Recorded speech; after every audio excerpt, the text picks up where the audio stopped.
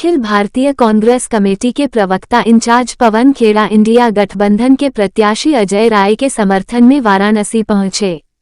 वाराणसी संसदीय क्षेत्र के इंडिया गठबंधन प्रत्याशी के लहुराबीर स्थित केंद्रीय चुनाव कार्यालय में प्रेसवार्ता का आयोजन किया गया।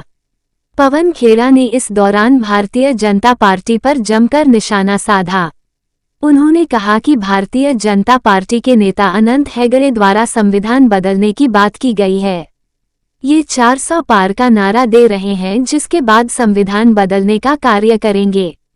उन्होंने आगे कहा कि संविधान संशोधन करने का काम पिछली सरकारी अटल बिहारी वाजपेयी, नरसिंह राव और पंडित जवाहरलाल नेहरू की सरकारों द्वारा किया गया है, पर किसी सरकार ने संविधान बदलने का चर्चा नहीं किया।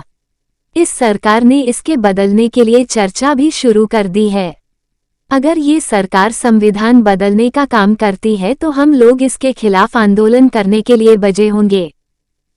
अस्पताल हो या सरकारी अस्पताल हो, सब में अशोक गहलोत जी की सरकार ने किया और हमने उस बात को अपने न्याय पत्र में भी रखा है।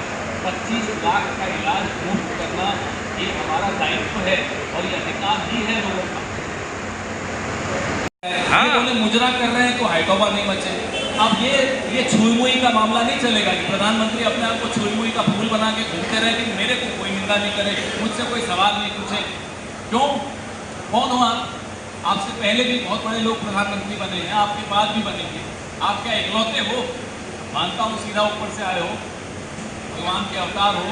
संबित पात्रा के शब्दों में कहूँ तो भगवान जगन्नाथ भी आपके भक्त हैं, लेकिन छुई मुई बच के नहीं चलोगे आप। बरसात में नाचना भी है और भीगना भी नहीं, ऐसे तो नहीं हो सकता। या तो बरसात में नाचो मत, जाओ गुजरात वापस, और नाचोगे तो भीगोगे, छींटाकशी होगी। आप हम पर हमारी निंदा करोगे, हम आपकी निंदा करेंगे। ये कहाँ से ये नई संस्कृति आ गई इस राजनीति में? अब इनका सवाल जो आरक्षण भी था उसका जवाब दें। बाबा साहब अम्बेडकर के संविधान के खिलाफ राष्ट्रीय स्वयंसेवक संघ शुरू से रहा है। इन्होंने प्रतियां भी जलाई, बाबा साहब के पुतले भी जलाए।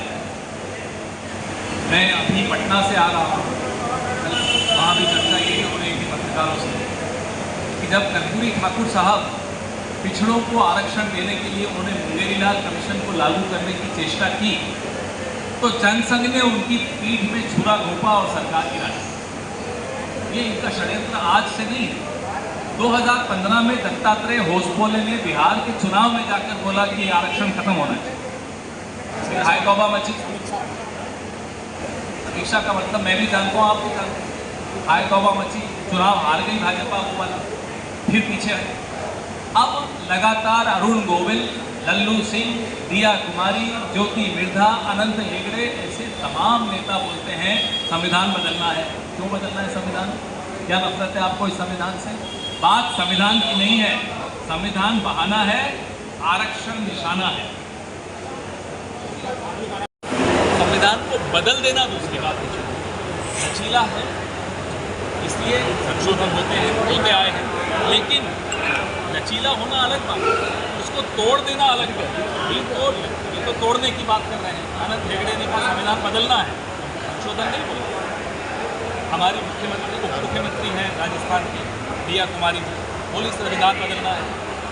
तमाम नेता इनके लगातार ये बोलते आए हैं कि संविधान बदलना है, और मैं फिर से दोहराता हूँ, संविधान बहाना है, आरक्षण और हमारे अधिकारों पर निशाना है। पवन जी, आपको नहीं लगता कि आर्थिक रूप से आरक्षण होना चाहिए? बिल्कुल, हमने अपने इसमें मांग पत्र में, अपने न्याय पत्र में भी हम लगातार ये बात बोल रहे हैं। राहुल गांधी लगातार बोल रहे हैं कि जो तथाकथित अगड़ी जाति है उसमें भी जो आर्थिक रूप से पिछड़े हैं उनको भी आरक्षण मिलना चाहिए। इसलिए जो आरक्षण के 50% का कैप है, सीलिंग है, वो टूटनी चाहिए। 6 चरणों के चुनाव में जो है कहा जाए तो अभी तक आप सब मतलब कांग्रेस संशोधन करते हैं, क्या 400 पार हुआ करोगे? संशोधन जब इंदिरा जी ने संशोधन किया था, संशोधन अलग ही चीज है। संशोधन